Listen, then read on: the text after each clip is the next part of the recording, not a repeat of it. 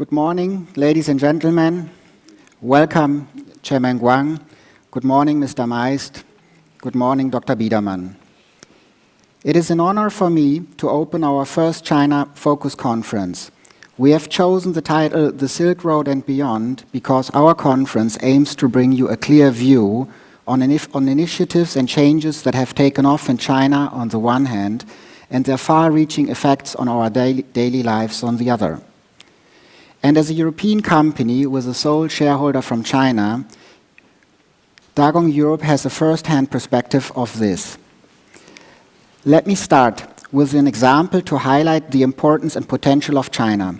By 2020, China will be the leading global market for food and value terms, with approximately 4,000 billion of food and beverage expenditure.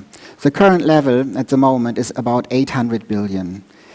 In that same 2020, the combined value for the US and Eurozone together is only 3,000 billion. There are similar results for almost all sectors when we compare China and other nations. But China is not only seeing growth in quantity, there is also quality. As China is adopting a green growth strategy, European companies across many sectors will certainly benefit from the demand for technology and high-quality products. The transformation in China's growth model will have a knock-on increase in demand for products produced from companies based in the European Union, and also if they have production plants in China. And that will then increase trade volumes with Chinese counterparts. The increase will then boost demand for the renminbi as the currency for cross-border trade settlement.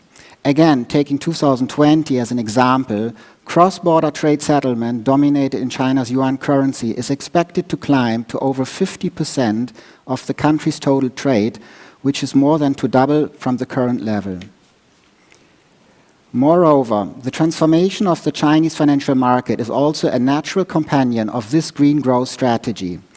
The internationalization of the renminbi and cross-border mergers and acquisitions best show the dynamic of the change. When you compare the market capitalization of the three stock exchanges of Hong Kong, Shanghai, and Shenzhen, which is 7 trillion, this compares to about 2 trillion that are traded on 2 trillion of market capitalization at Deutsche Börse.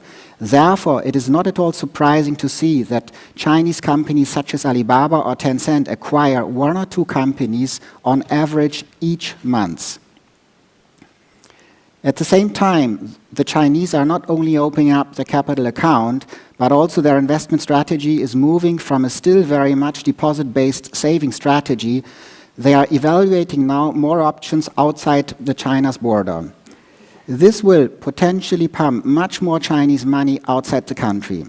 Chinese direct equity holdings in EU companies is already today the very new normal. An increasing number of Chinese investors will look for equity and fixed income investment opportunities in Europe. European assets will not only be in the portfolios of some large state-owned prominent companies, but also in the portfolios of many more small asset managers. Another thing to consider is that China's economic reform plans, whether the opening up of the capital account or the deepening of the financial markets, will all help Beijing to meet its IMF criteria to gain a fair valuation of the renminbi. The renminbi, as you know, is apparently on its way to becoming included in the artificial currency basket for the special drawing rights. What does that mean? A positive outcome of the review, which is expected to finish by October 2015, if successful, it will immediately grant the renminbi the status as a global reserve currency, joining the yen, euro, pound, and the US dollar. The advantage of being in the basket is that practically all central banks will have to hold renminbi, which will further boost the internationalization of the currency. I will, of course, leave it to our analysts to go into more detail on the driving force and impact of the renminbi's internationalization and China's investment in Europe and also in Germany in particular. We are seeing from China being injected, we are seeing huge investments from China being injected to boost the logistic capacities of countries along the new Silk Road, in land and maritime roads, to increase connectivity and assist in the trade of goods. Ultimately, the Silk Road, therefore, is connecting China with cities even like Duisburg in Germany or Rotterdam in Holland. That said, the asset allocation problem is at a completely different level and needs serious attention. On the one hand, emerging Chinese investors lack clear insight into to find the right business partner.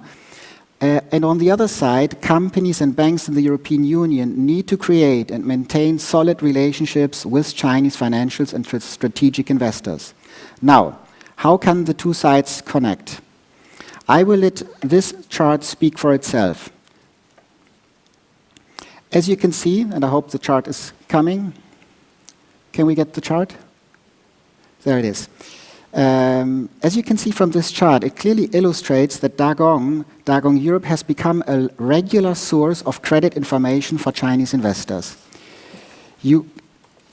Our largest community of users of ratings and the readers of our rating reports and research, they are obviously based in China and Hong Kong, followed by users based in Germany, third, United Kingdom, fourth, Russia, France, United States, and so forth.